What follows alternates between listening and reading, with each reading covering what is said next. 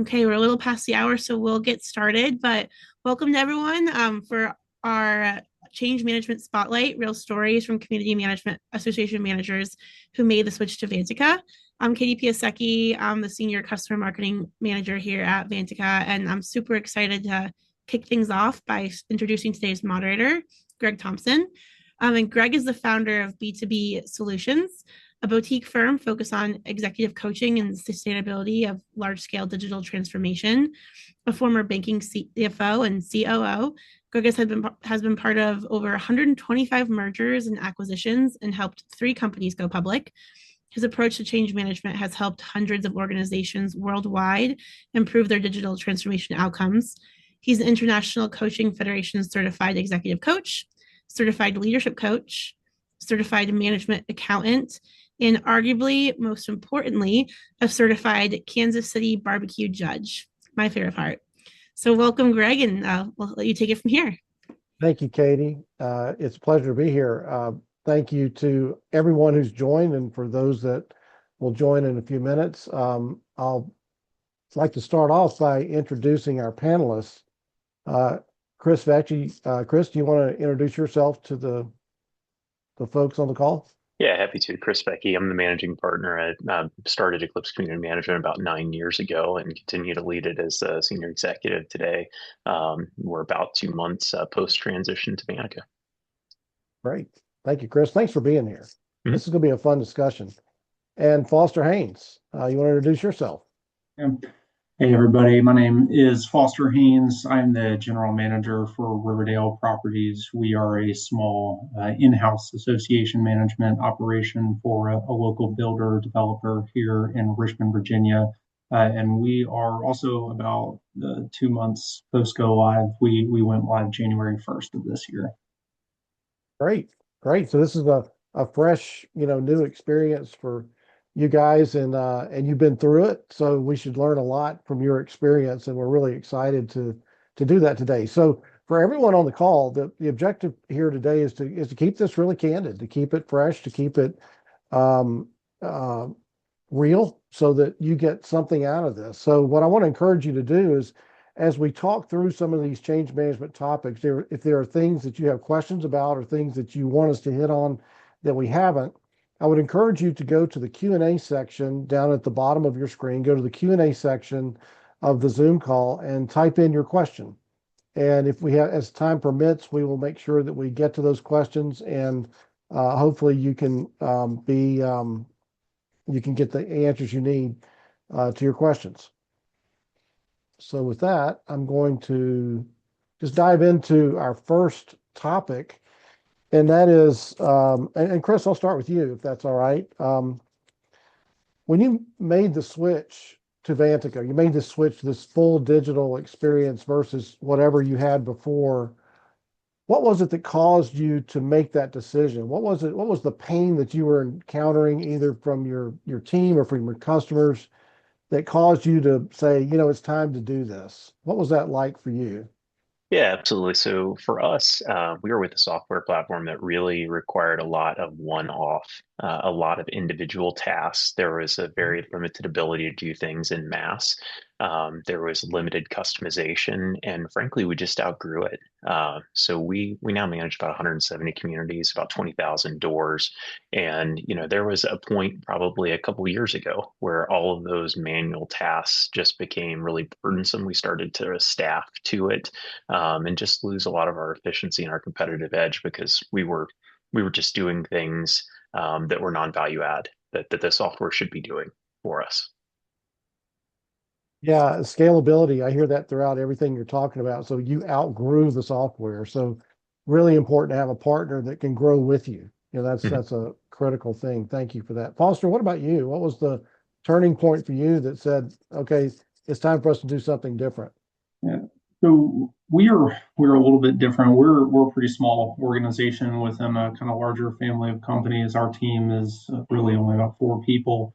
But our goal is to kind of maximize the customer and client experience, so the homeowner experience throughout kind of those initial phases of a community that's actively under development. And software, like in so many other areas, is essential to our ability to be, maximize transparency, communicate with our homeowners, keep everybody apprised of what's going on. And our existing platform, I think it failed us in a number of ways, but it would break down randomly. Things would get wiped out of the database. Functions of the homeowner portal wouldn't work with no explanation as to why.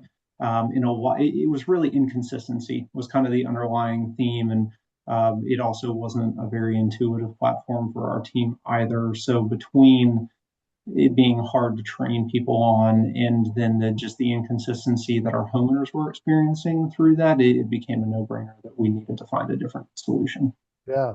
Yeah, that's interesting. I mean, as hard as the work is, the last thing you need is to have rework, right? Have to do it Exactly. over again when something just magically disappears. That's really frustrating. And interesting that in both of your situations, you're different sized organizations, but you found a solution that can work for you, whether you're small or large and growing. I'm curious. So, Foster, you were talking a lot about communication. Let's hang on that just for a second. So, how did you think about communication, to all your various constituents? You got vendors, you got your homeowners, you got boards, you got your team. I mean, how did that play out? I'd like for both of you to talk about that because for me, in my experience, communication is the linchpin of a successful change management program, and poor communication is the downfall. Yeah.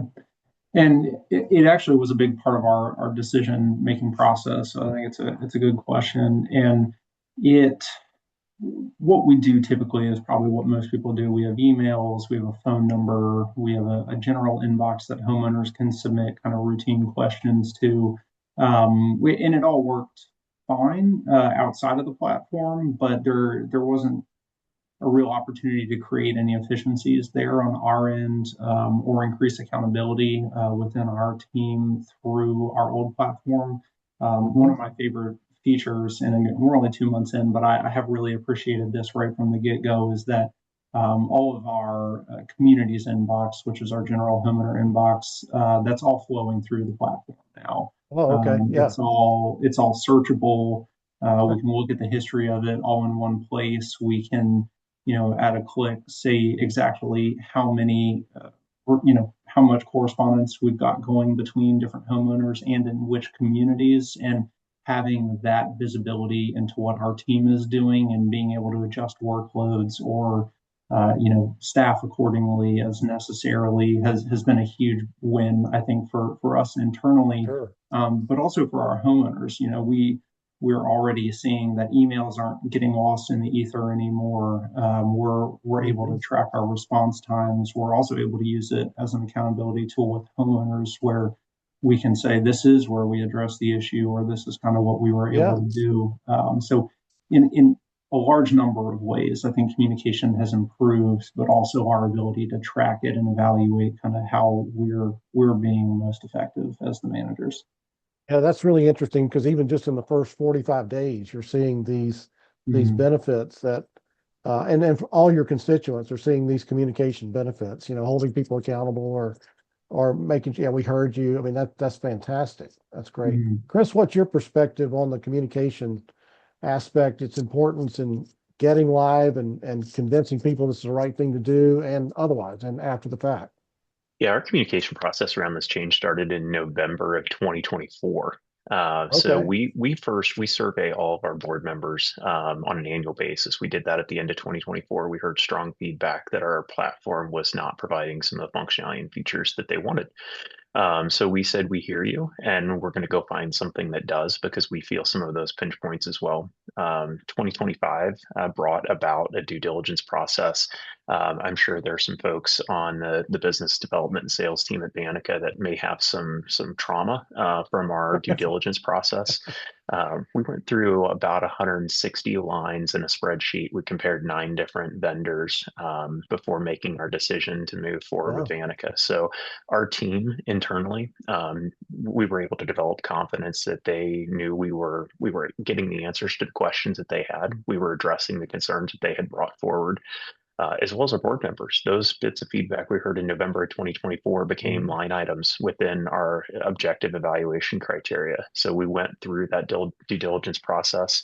We got down to the summer of last year, where we said Vantaca is going to be our new partner, and we began to communicate this is why, and be able to tie it back to some of that feedback from November of the year previous. So correlating those things and then beginning communication around what our implementation looks like, what transition looks like, our training process internally, what that's going to look like. Again, just keeping everybody informed. And we also hosted some board webinars to kind of walk through some of the new features and functionality in October, November of this past year. They were as excited about go live as our team was. They were looking forward to the new functionality, and they saw the reason for the pain of transitioning payment methods and things like that. They were on board with it. Through today, we haven't transitioned or really lost any business as a result of the transition. It's always one big fear, but the communication has been largely positive. Gosh, there's a lot to unpack there. That's great. It's always better if people feel like this is being done for them and not to them. For So sure. the fact that you had that survey feedback or those comments that said we need to do something is really wind in your sails.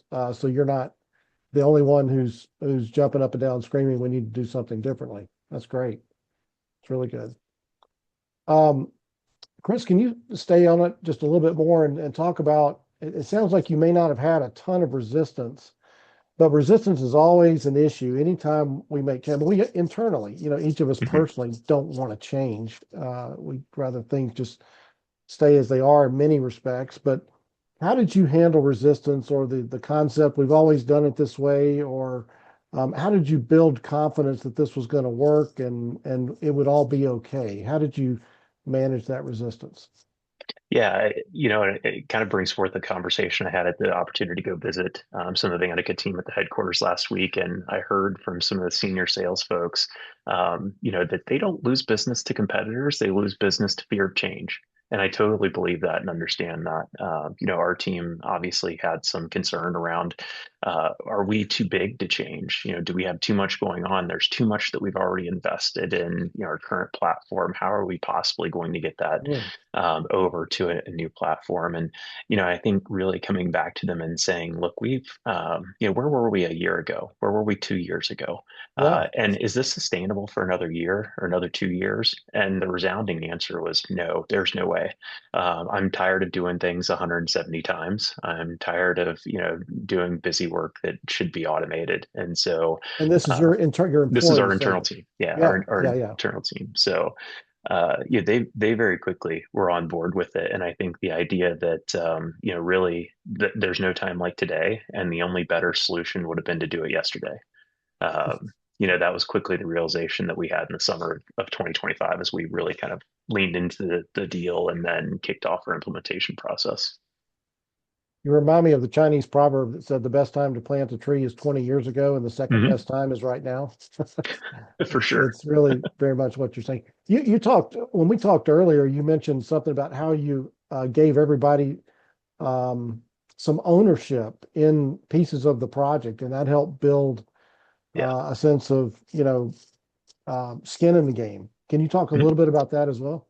Yeah, I mean, when you think about just the complexity of a software solution like Vantaca, and you think about the complexity of what we do in community association management, you've got to be an expert in violations. You got to be an expert in accounting and payments. You got to be an expert in the communication process. And so all of those different things kind of become daunting when you start to think about the way that I've always gotten used to doing something versus leaning into a new solution. For us, what we did was we divided that up. We took different folks from our team and we said, hey, what's your niche? What's your area of expertise? Or, what are you willing to just take on? And lean into that space. We want you to get a minimal amount of proficiency across the platform, be able to navigate and so forth. But, for instance, one of our managers became the expert in violations, and they learned everything they could about violations. They were part of our implementation calls around violations. They helped to test our violation process in the Presidential Valley Playground. And ultimately, they teased out some best practices, not only just getting the system set up the way that we do business, but also thinking about the way that we do business and as we set up action items and so forth within the software, it really challenged us to say, are we doing the best that we can, or can we even streamline some of our internal processes? So they helped to champion that, solicit input from their peers, and then ultimately, as they became the expert, when we came down to go live, they were training, their peers and the other managers around, this is what Vantaca looks like, this is how we're going to operate within Vantaca, and this is what our new processes translated into the new software look like. Post go live, they continue to provide that peer support, and it's been a huge factor in our success. Interesting. Fascinating approach. Foster, as you think about resistance, you talked about the good results you're seeing early days after going live, but did you have some resistance before you were live while you were in implementation, or as you were making the decision? And if so, how did you deal with that? Yeah, a good question. I don't know if there was a lot of resistance. I think we were having so many issues with our existing platform, and we knew it was not going to work, that the resistance maybe wasn't to change. It was Okay. just to which platform we went with was Okay. probably the biggest part of that discussion. But we probably, similar to what Chris was saying, waited longer than we should have to make that change. I think we just got caught up in the day to day and said, Sure. software platform change, one of the biggest things that you can change as a management company, right? Like it houses so much of your core operation and accounting. And I think that, we, over the course of maybe the last 12 months of our time with our last platform, would just say, okay, well, this is an issue, but we'll fix it and maybe it won't happen again. And, this is an issue, but we'll fix it and maybe it won't happen again. And it just got clear about halfway through the year that there was always going to be something that was breaking that we would have to fix. And it just became unsustainable for any number of reasons. So yeah, not a lot of friction with making the change. I think everyone was pretty on board with that. It was really, there was a lot of investment in what was the right platform from our team, and then ultimately going with Vantaca was the clear Yeah. choice. Yeah. Well, it sounds like both you guys did a lot of diligence before you chose Vantaca, and you did a lot of, thorough work during implementation. But so it sounds like you both, kind of gold star leaders in terms of how to make these things work. But was there anything that in retrospect you look back on, you say, boy, I really wish I had done that differently, or I screwed that up and I wish I would have known that ahead of time and I wouldn't have had to go through that particular pain point? Anything that pops to mind for either of you around that? Just what you would have done differently? I think Yeah. for good, Oh, Foster. I think that, I know I said this when we talked earlier, but probably taking the training courses more seriously. I think Oh, that okay. one thing that our team did, in again, part of it was the time of transition, trying to get budgets out, trying to get annual meetings scheduled year end. Everybody gets busy. So I think that we did as much of the training on our own time as we thought was feasible. But I do think, post live there, it's such a powerful platform and it has so many capabilities, but you really need that knowledge up front of what it can do in order to kind of realize what the potential is. And so, it's still going really well. We've got all that core functionality laid out, and we're using it. But as we kind of go month to month, we're figuring out some of the smaller things that are going to create efficiency for us. And if we had maybe spent more time up front with it, we'd be a little more prepared to maybe roadmap it over the course of this year and start implementing some of those secondary features, which are going to be a benefit to us, but also to our homeowners as well. Yeah, great point. I have encountered companies before that think that change management is only about training. And it's so much bigger than that. It's about the buy-in that you guys have talked about building along the way. It's about, the leadership alignment. It's about lot managing resistance, all those things. But boy, you really have to double down on that training, because when that switch flips and you go live, people need to be ready to play catch. It needs to be go time. So, Yeah. Chris, talk a little bit about your, like, something Yeah. you wish you'd have done differently.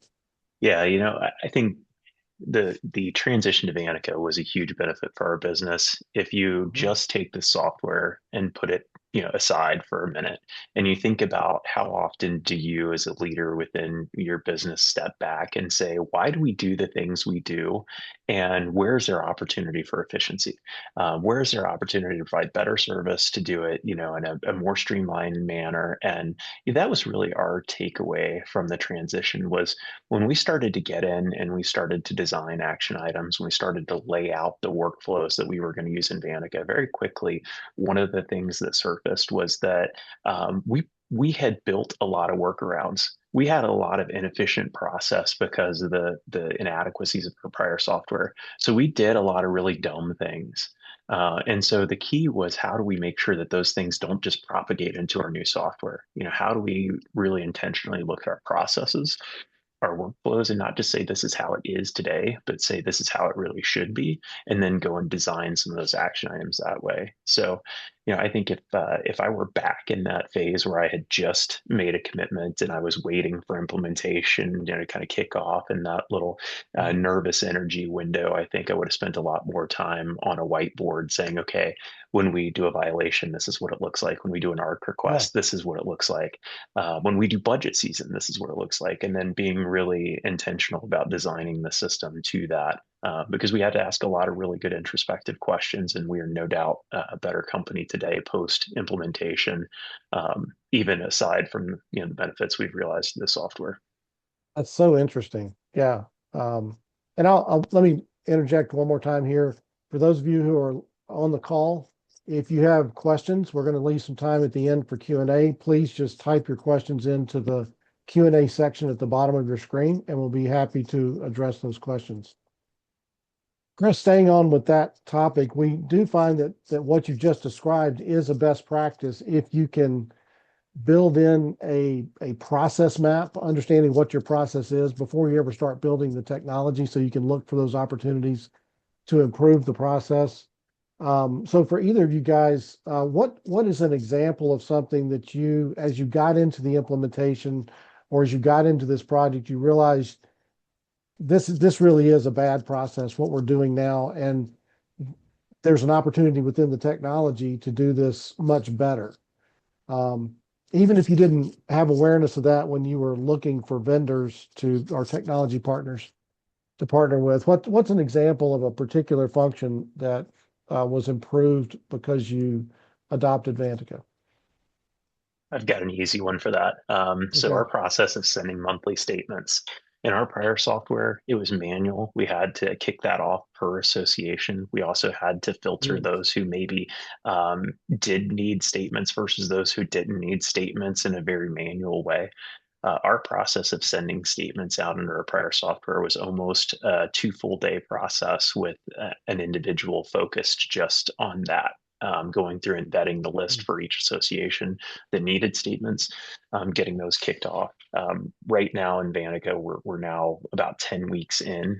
We just mailed on February 15th our statements. It was kicked off from a calendar action item. It happened completely automated. We didn't touch anything. We didn't do anything but approve it to go to print. Literally went from 2 days and very manual to setting everything up, identifying those folks by communication preference and by the association's desire as far as if they mail statements or not, or if they do electronic statements or not. Once we got all that stuff set up, it now handles itself. 2 days a month for an entire individual we've reclaimed. It's nuts. That's just nuts. That's coconuts, man. Wow. Good example. Foster, anything come to mind for you? I think that our vendor communication has been improved we haven't a touched lot on that. by Yeah, good.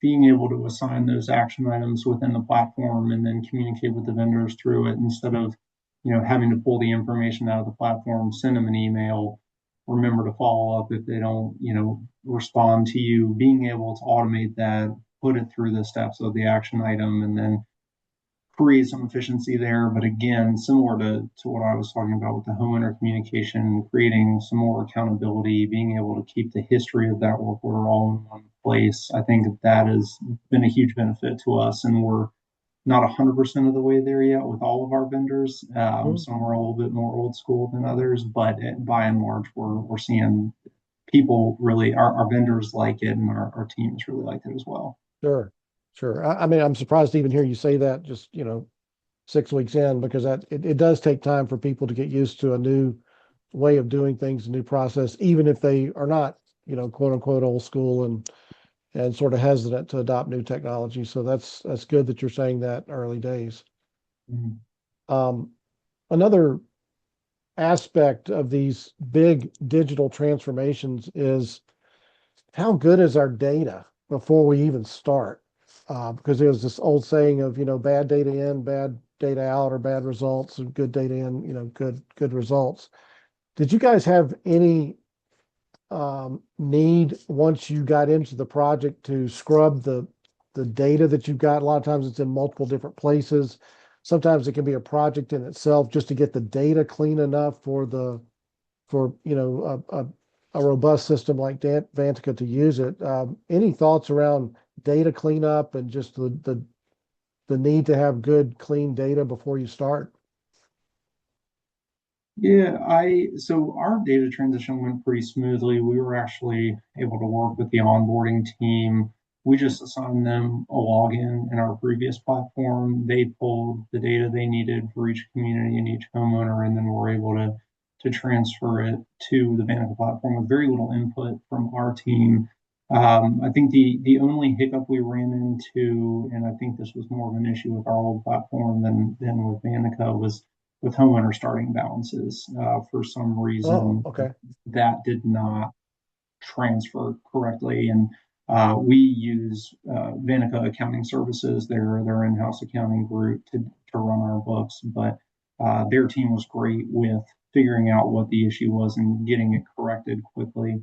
But that made it easy, right? We didn't have to download the data, put it Hmm. into a new template to make sure that it, fit those exact specifications, and then Right. upload it, which I've experienced with other platforms. Their team Sure. really took that off of us, said, look, we're the experts in this. You all, if you can get us access to it, we'll make sure that everything goes smoothly. And outside of those homeowner balances, everything did transfer very smoothly.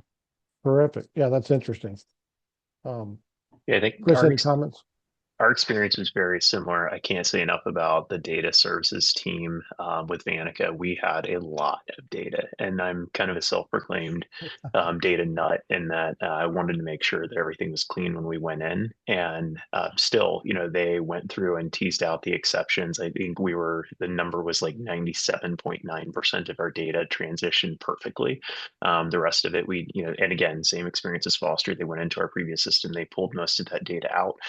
We reviewed it and essentially verified accuracy, helped tie up things that needed to kind of be translated between the two systems.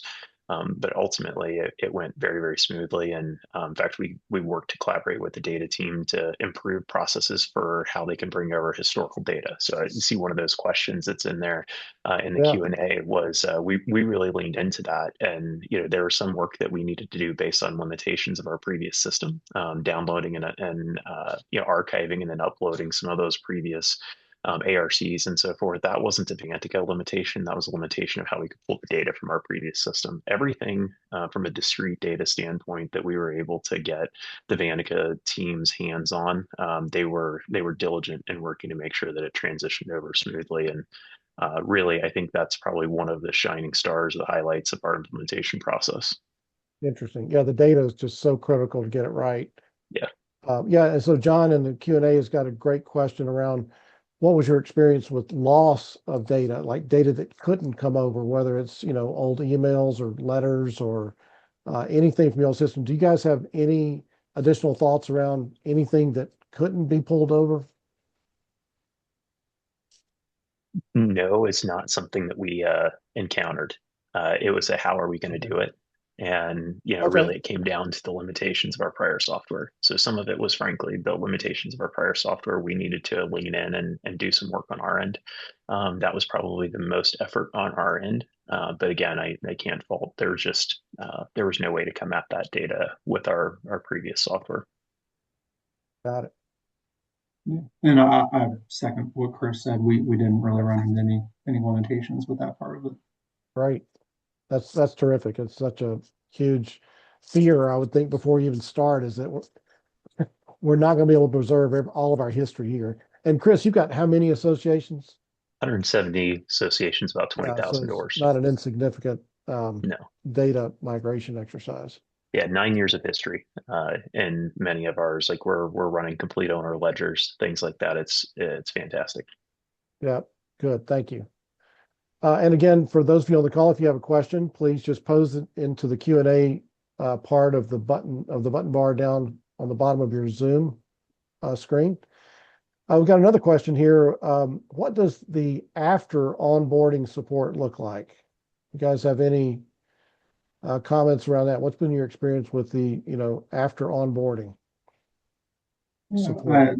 So you get assigned kind of a post-transition main point of contact coordinator who really at first meets with you twice a week and then every week and then every other week. And it kind of trails off as everybody gets comfortable and you kind of work out the kinks post-transition. But I would say the support has been just as present, if not more so, post-transition than it was pre-transition. Anytime we have a question or something pops up and we're not sure how to handle it or where it went, we just email our coordinator or pick up the phone and call our coordinator and they're able to walk us through it. Markel has been our coordinator and he's fantastic and has been such a resource for our team. Yeah, I would echo that as well. I think our implementation process was very structured. There was a project plan. We knew every week what was going to happen. We knew what the benchmarks were, and we knew who we were going to meet. And that was probably my favorite part because we got to kind of see the cross section of the team at Vantaca, and frankly, we made friends. I think through our transition or implementation process, there are folks who I consider friends and not just colleagues and vendors. And again, I had the opportunity last week to go and revisit some friends, and that support was there. They were willing to help answer questions and dive into things. Post go live, your first month of financials, we had one of the team members who walked through making sure that everything came through properly, that any adjustments we needed to make to reports to kind of match our process for certain associations, those were all addressed. And really, I think that has just continued to the point where we're really starting to stand on our own 2 feet just a little more than 2 months in, but still we have a phone book of friends, and they're very responsive when we've needed to reach out and have a specific question within their area of expertise. That's next level stuff. I mean, Yeah. to say that you've formed a personal relationship with your support team is just remarkable, because that leads me to believe they actually don't just get you, they understand your business at a level that you can kind of finish each other's sentences. Like it becomes a real relationship that can endure. So that's next level stuff. I would say that, but also they're continuously sharpening the tools in the toolbox. So they wanted our implementation to be, at a level that it was setting the bar for the next one. So they were trying to learn things through our implementation, and we were collaborating in that way, so that the next round of implementations they do is even better and even smoother. And so that was really evident. I think that was one of the things that we saw come through. And when we were willing to meet them and put in the work halfway, that also helped further their goals of refining their processes and being more efficient while we were doing the same with our business. Sure. Yeah. So we have another question in the chat that is similar to something that we had talked about earlier, but can you talk about any specific or unique workflows that you created for your company throughout your transformation that really improve processes? Chris, I see you smiling there. So yeah, pool keys. It's almost that season. I know I'm from Ohio. I don't know, most of the panelists, hopefully you guys are somewhere warm, but we just recovered from a foot of snow and we're talking about pool season, right? But we used to have a very manual process for people to request, pool access to the amenities, whether it be a key fob or a key card or whatever the case may be. We used to have a very manual process to track that in a spreadsheet, to then mail that out, then bill that back to the association and so forth, the postage costs. We have automated that now within the owner portal, where owners log in. We capture the data that we need from them in order to process that request. We step that to the people that need to address it. We get that thing in the mail, typically the same day, and then all of the charges to the owner ledger for it, as well as the charges to the association for like the postage reimbursement to us, are all automated. We don't touch any of it anymore. And it sounds silly because, maybe that's a 5-minute process, but when we get to, the couple of weeks before Memorial Day, we're going to, we're going to be doing a bunch of those. So, those are Yeah, 5 minutes back in the day over and over and over again when we get a little yeah, it's closer to crazy. season. So true. Any unique processes or workflows that come to mind for you, Foster, that have just been sort of game changers for you? Yeah, kind of in a similar vein, clubhouse reservations. So something Oh, that interesting. Yeah, we'd have a PDF form someone can fill out, email to us with all the event details. Now we run it right through the platform. It gets posted to the community calendar so people can see it automatically. That has taken several steps out of that process. Charges also get assigned to their account when approved. I mean, it's just been so much more hands off, and we've got a number of 55 and up communities in Virginia where we have really active residents who love using the amenities and um, you know hosting community events. So that has been a huge time saver for us. got it. That's great. Um, what, so let's go back to, we talked about what caused you to make your decision to make the change. What advice would you have for somebody that has made that decision, but they're now about to start their project? So within the first 30 days, what should a leader do to set the team up for success before the project starts? Is there a mindset shift? Is there something that the leader can do to help with that change management from the very beginning? What advice would you have for someone about that? I think the best place in my experience to start is communicating the why.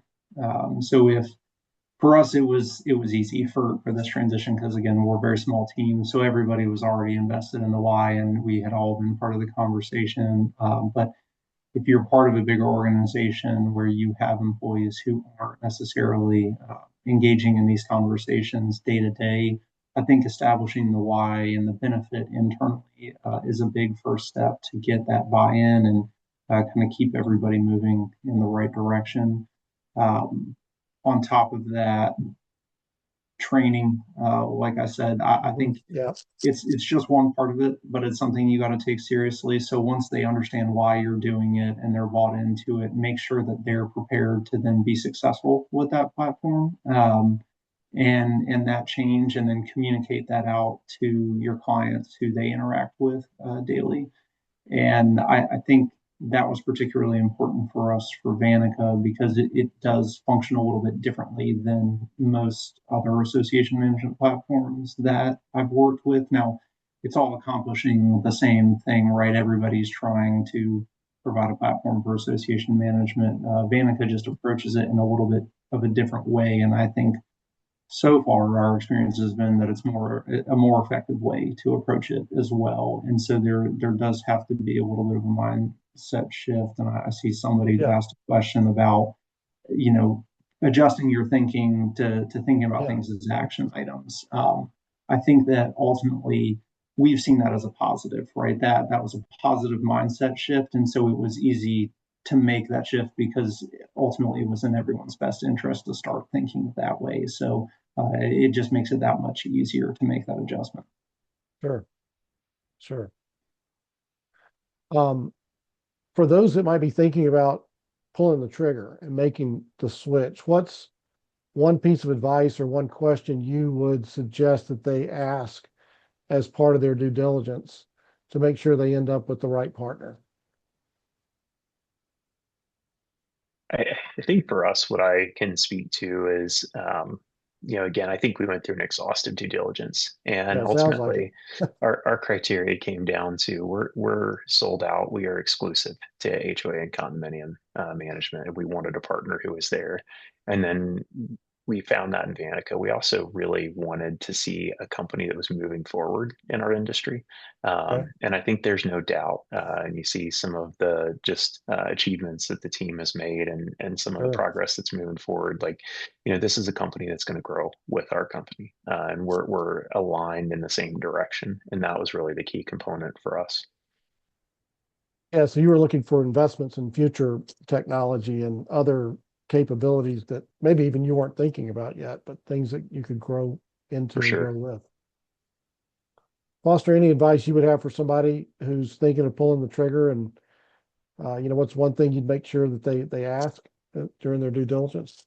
Again, consider the why. So what are you trying to accomplish, and then why are you doing what you're doing? And then, when you're doing that evaluation, just look at what platform helps you accomplish, or gets you to the answer to both of those questions. And for us, it our goal, we don't really have well, again, we're a little weird, but we don't have a profitability goal. We're not here to make money. We're here kind of as a service to a larger operation. And so it's easier for us to make that decision because we only have one really driver, and that's customer service. So are we providing the highest level of service to the people that we're here to serve?